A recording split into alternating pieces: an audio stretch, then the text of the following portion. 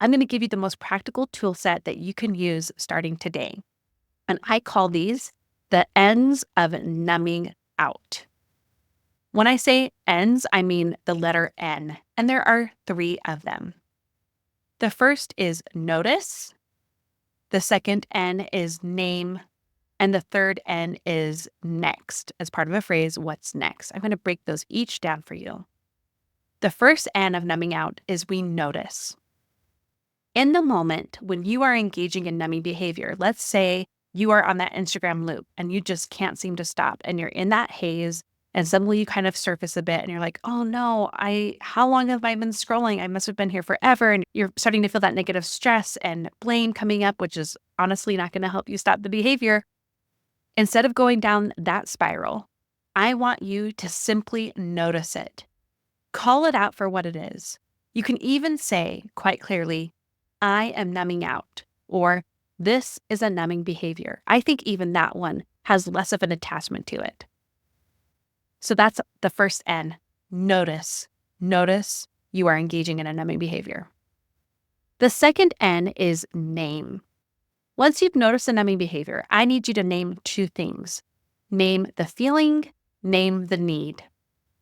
When you name the feeling, this may be plural, maybe feelings. Name what feeling or feelings you are avoiding or trying to escape from.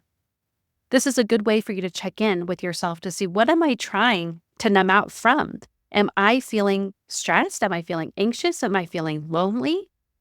What am I feeling? And then the next thing you need to name is what you need.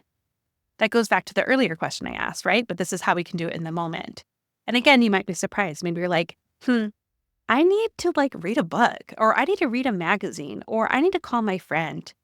It could be that simple.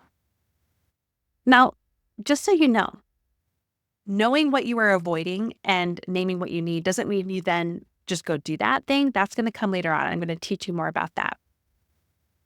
So now that you've named the feeling and you've named the need, the final N of numbing out is next, as part of the phrase, what's next? This is when you insert a choice of what you will do next. And because you already have some information on what you need, you are able to move forward with what you need. Now, here's the thing. Here's the thing that's going to surprise you a lot. When I'm initially teaching this to women, I advise them to choose the same behavior.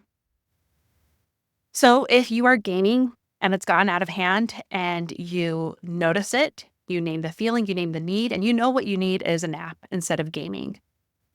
Initially, as you are trying to train your brain and even your body to work through these ends of numbing out, when I tell you what's next and you need to choose what's next, you are going to initially choose to continue gaming.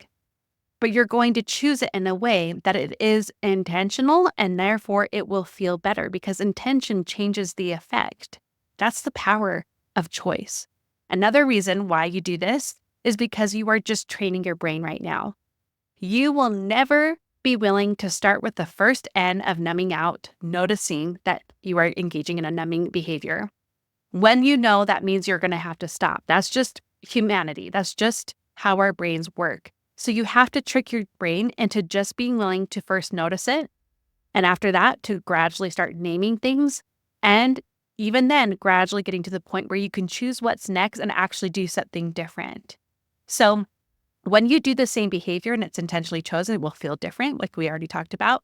But it will also, again, train your brain to be willing to pause, to move through the ends, and gradually with time, have more of that strength to move on to a different coping behavior that will actually work, that will actually be effective.